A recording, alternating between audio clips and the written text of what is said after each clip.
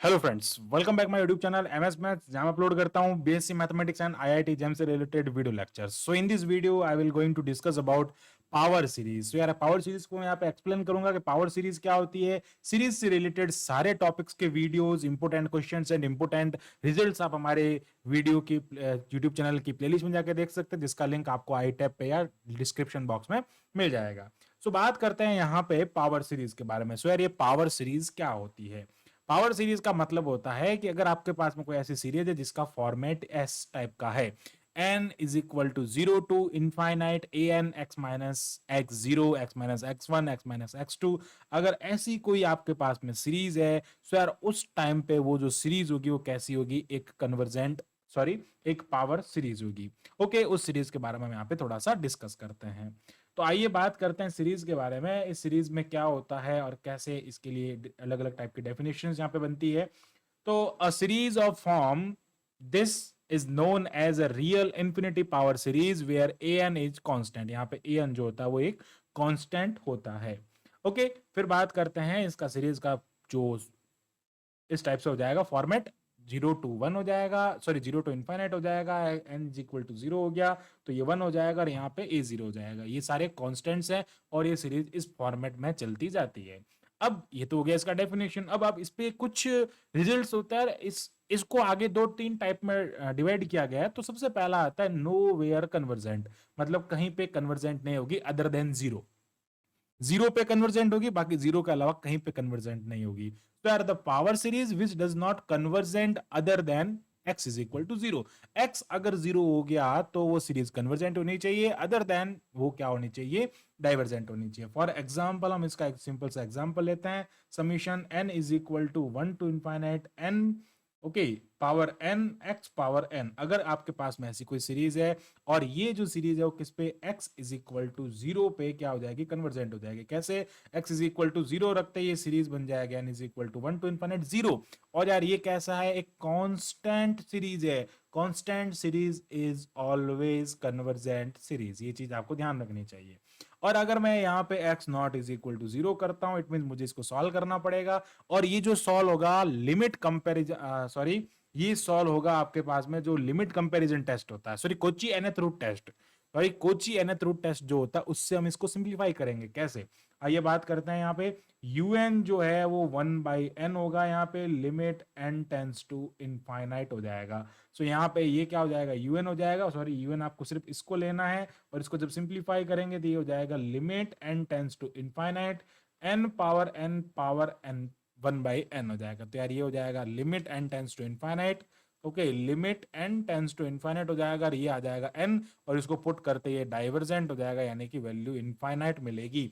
यानी कि x के अलावा, x इज इक्वल टू 0 के अलावा किसी भी पॉइंट पे कन्वर्जेंट नहीं होगी। इसको हम क्या कहते हैं? Nowhere convergent. आगे बढ़ते हैं, अब हम बात करते हैं एनीवेयर कन्वर्जेंट के बारे में, यानी कि वो किसी पे भी, चाहे x इज इक्वल टू 0 हो चाहे 1 हो, किसी पे भी वो क्या हो जाए? एनीवेयर, यानी कि x is not equals to 0 पे भी वो क्या हो जाएगी? कन्वर्ज हो जाएगी। Converge for all value of x, मतलब क्या हो जाएगा? अगर हम यहाँ पे इसका एक एग्जांपल लेते हैं तो ये हो जाएगा summation n is equal to 1 to infinite 1 upon n factorial.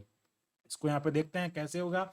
अब 1/n फैक्टोरियल जो है इंटू एक्स पावर n हो जाएगा साथ में। ओके, अब ये जो है वो इसका un है। अब n फैक्टोरियल वाले जो भी होते हैं इसको हम लिमिट कंपैरिजन टेस्ट से करते हैं। ओके, लिमिट कंपैरिजन टेस्ट का यूज कर लेंगे तो limit n tends to infinite लगाएंगे, ये हमारे पास में un है 1/n फैक्टोरियल, और इसको क्या करेंगे?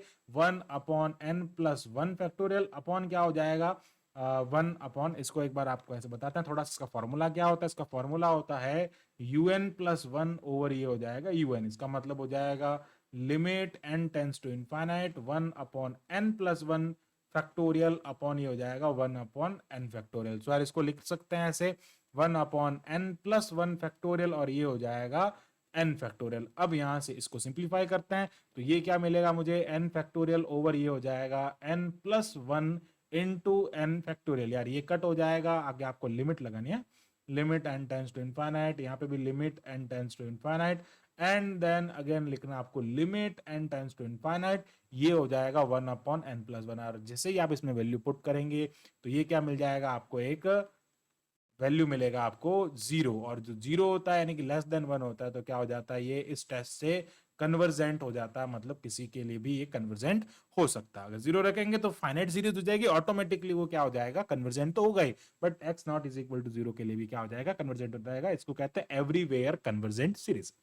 अब बात करते हैं रीजन ऑफ कन्वर्जेंस के बारे में। रीजन ऑफ कन्वर्जेंस एक ऐसा सेट होता है जिस सेट में वो कन्वर्जेंस होता है। कैसे, आगे देखते हैं। The series which converge for, okay, the series which converges for all value of x and diverges for all other value of x, then the set of value is called then the set of value for which convergent, जिसके लिए convergent है उस वाली value का जो set होगा उसको क्या कहेंगे, रेंज ऑफ कन्वर्जेंस कहेंगे। आइए देखते हैं कैसे, इसका क्या मतलब हुआ। अगर मैं यहाँ पे सिंपल सा एक सीरीज लेता हूं, जैसे x upon r power n, अगर ये सीरीज है तो इसमें मैं अगर लिमिट कंपैरिजन टेस्ट अगर यहाँ पे यूज करता हूं और इससे मैं इसकी वैल्यू फाइंड करता हूं, कैसे। अब यहाँ पे x की वैल्यू फाइंड करनी है आपको, कैसे। अगर मैं इसमें कोची nth रूट टेस्ट का यूज करता हूं तो x upon r power n plus क्या पावर क्या हो जाएगा, 1 अपॉन n हो जाएगा। कोची nth रूट टेस्ट होता है limit n tends to infinite un power 1 by n होता है। ओके, अब हम यहाँ पे क्या करेंगे, इसका यूज करेंगे। सो यार यहाँ पे अगर मैं इसकी वैल्यू फाइंड करता हूं तो n से n कैंसिल हो जाएगा, ये मिलेगा मुझे limit n tends to infinite x over r हो जाएगा। अब ये कन्वर्जेंट कब होगा, ओके, x की वैल्यू फाइंड करनी है तो ऑलवेज ध्यान रखें, if is less than equal 1, sorry, if it is less than 1 then this is convergent. तो ये क्या हो जाएगा, कन्वर्जेंट हो जाएगा। तो मतलब क्या हो गया, यहां से मॉड x की वैल्यू क्या आ जाएगी, मॉड x लेंगे, मॉड x की वैल्यू हो जाएगी r, तो ये कन्वर्जेंट हो जाएगा।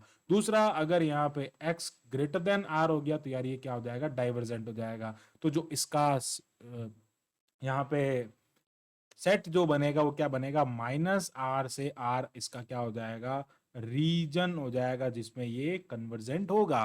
तो इस टाइप से आपको कन्वर्जेंट का रीजन फाइंड करना होता है, जिस सेट में जिस वैल्यू पे वो जो है वो कन्वर्जेंट हो रहा है। मतलब क्या हो जाएगा, अगर आर से छोटा है, ओके, आर से अगर छोटा है तो डाइवर्जेंट होगा, अगर सॉरी आर से बड़ा है तो डाइवर्जेंट हो जाएगा, आर से छोटा तो ग्रेटर, सॉरी कन्वर्जेंट हो जाएगा, मतलब माइनस आर से आर तक हो जाएगा। देखो माइनस आर जो होता है वो क्या होता है, यहाँ पे अगर बात करें माइनस आर, तो माइनस आर क्या हो जाएगा, देखो आर से बड़ा नहीं होना चाहिए। तो ये चीज आपको थोड़ी सी ध्यान रखनी है, आप इस पे बेस्ड क्वेश्चन भी सॉल्व कर सकते हैं। सो आई होप आपको ये पावर सीरीज का कंसेप्ट समझ में आया होगा, जिसमें मैंने नो वेयर एनीवेयर कन्वर्जेंट का एग्जांपल्स आपको समझाया। So thanks for watching this video. Keep watching MS Maths and subscribe your channel MS Maths. धन्यवाद, bye bye.